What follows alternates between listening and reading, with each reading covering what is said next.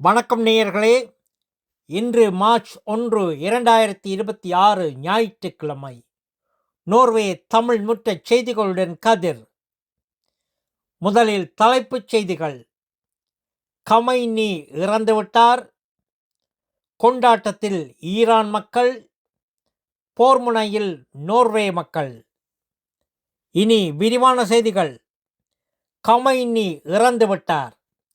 ஈரானின் அதியுயர் தலைவர் அலி கமைனி இறந்துவிட்டதாக ஈரானிய ஊடகங்கள் உறுதி செய்துள்ளன. அவரின் இறப்பு நாட்டின் அரசியல் நிலையை பெரிதும் பாதிக்கும் என எதிர்பார்க்கப்படுகிறது. கொண்டாட்டத்தில் ஈரான் மக்கள். கமைனியின் இறப்பு உறுதி செய்யப்பட்டதும் ஒஸ்லோவில் உள்ள ஈரான் தூதரகத்தின் முன் மக்கள் திரண்டு கொண்டாடினர். சிலர் நடனமாடி மகிழ்ந்தனர். போர் முனையில் நோர்வே மக்கள். நடுவன் கிழக்கில் நிலவும் போரால் ஆயிரக்கணக்கான நோர்வே குடிமக்கள் பாதிக்கப்பட்டுள்ளனர். நோர்வே வெளியுறவுத்துறை 24 மணி நேர உதவி நிலையத்தை தொடங்கியுள்ளது.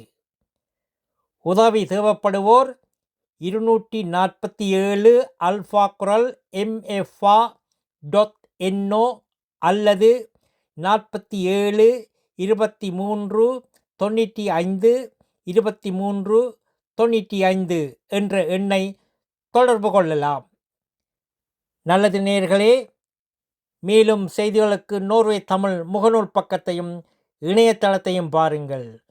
உலகெங்கிலும் தமிழ், நம் உணர்வெங்கிலும் தமிழ்.